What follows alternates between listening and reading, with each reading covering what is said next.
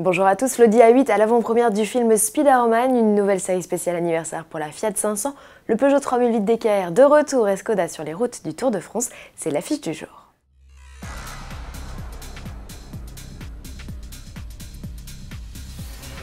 Audi l'avait promis, le constructeur ne nous a pas menti, sa nouvelle A8 a bien fait une apparition à l'avant-première du film des nouvelles aventures de Spider-Man Homecoming ce 28 juin à Los Angeles. Contrairement au héros du film, Tom Holland, le vaisseau amiral n'a pas retiré son costume. Elle ne le fera que le 11 juillet. En attendant et malgré le camouflage à base de motifs en toile d'araignée, on a aperçu quelques nouveautés. La plus visible est à l'arrière, la malle s'orne d'un bandeau lumineux entre les feux. Élaborée sur une nouvelle plateforme, la 8 de 4e génération reçoit une inédite suspension active, des roues arrière directrices ou encore un mode de conduite et parking autonome. Des équipements indispensables pour tenir tête aux récentes Mercedes Classe S et BMW Série 7. 60 ans, ça se fête. Pour marquer le coup, Fiat ne lance pas une, mais deux séries spéciales de la 500. Après l'édition 60e anniversaire, voici la Anniversario.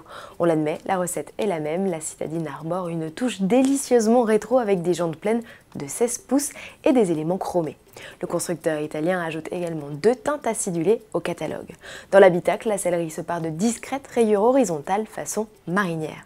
Contrairement à la série anniversaire précédente, l'Anniversario est décliné en coupé et en cabriolet avec des motorisations essence et diesel de 69 à 105 chevaux, mise à prix 15 590 €. Fiat remettra les clés de ces exemplaires aux heureux propriétaires dès le 4 juillet, le jour même de la naissance de la citadine.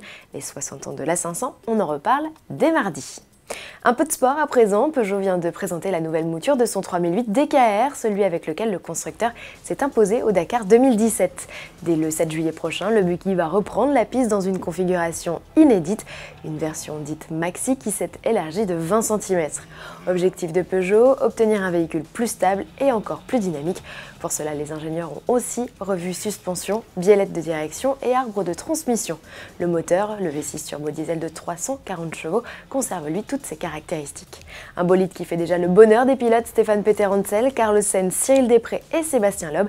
L'Alsacien sera d'ailleurs le seul à profiter de la nouveauté sur le Silkway Rally, un rallye de 10 000 km entre la Russie et la Chine.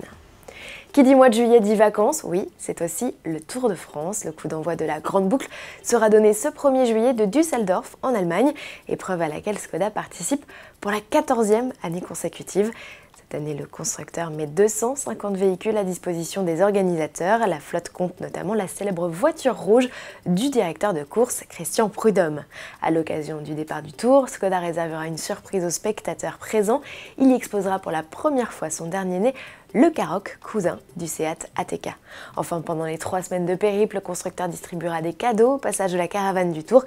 Cette année, 18 millions de goodies seront distribués lors du passage des 170 véhicules des partenaires. Très bon week-end à tous et on se retrouve dès lundi.